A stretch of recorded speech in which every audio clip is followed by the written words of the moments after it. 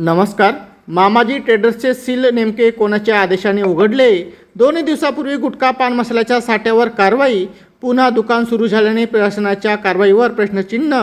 शहादा तालुक्यातील वडाळी येथे अन्न व औषध प्रशासनाने 2 दिवसापूर्वी केलेल्या कारवाईनंतर सील करण्यात आलेले मामाजी ट्रेडर्स दुकान व गोडाऊन आज दिनांक 14 ऑगस्ट रोजी सकाळी पुन्हा सुरू झाल्याचे समोर आल्याने परिसरात एकच खळबळ उडाली आहे. प्रशासनाने सील केलेली जागा नेमकी कोणाच्या आदेशाने उघडण्यात आली, असा संतप्त सवाल नागरिकांकडून उपस्थित केला जात आहे. 2 दिवसापूर्वी अन्न व औषध प्रशासनाच्या पथकाने मामाजी ट्रेडर्स येथे तपासणी केली असता विमल पान मसाला व सुगंधी तंबाखूचा साठा आढळून आल्याने संबंधित दुकान व गोडाऊन सील करण्यात आले होते.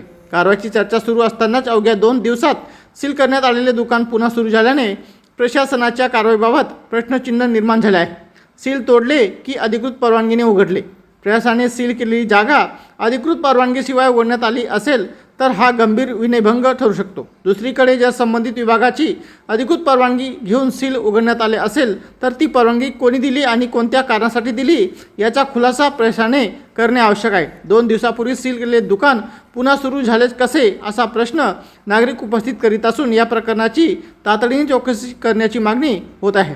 प्रशासनाच्या कारवाईलाच खुले आव्हान. सील केलेली जागा परवानगीशिवाय उघडण्यात आली असल्याची तपासणी निष्पन्न झाल्यास प्रशासनाच्या आदेशाला थेट आव्हान देण्याचा हा प्रकार असल्याचे मानले जाऊ शकते. त्यामुळे संबंधित अधिकाऱ्यांनी घटनास्थळी प्रत्यक्ष पाहणी करून सीलची स्थिती, सील उघडण्याची परवानगी, दुकान पुन्हा सुरू करण्याची प्रक्रिया आणि जप्त मुद्देमालाची सद्यस्थिती याबाबत सविस्तर तपास करणे गरजेचे आहे. दरम्यान या प्रकरणात प्रशासनाच्या संगनमताने किंवा आशीर्वादाने दुकान उघडण्यात आल्याची चर्चा परिसरात सुरू असली तरी त्याबाबत कोणताही अधिकृत दुजारा मिळालेला नाही. त्यामुळे कोणत्याही निष्कर्षापूर्वी प्रशासनाने वस्तुस्थिती स्पष्ट करणे आवश्यक आहे.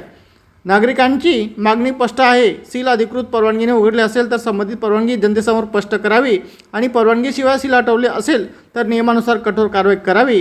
गुटखा व पान मसाल्याच्या साठ्यावर कारवाई करून सील करण्यात आलेले दुकान अवघ्या 2 दिवसात पुन्हा सुरू होत असेल तर अन्न व औषध प्रशासन आता याबाबत काय भूमिका घेते याकडे संपूर्ण परिसराचे लक्ष लागले आहे.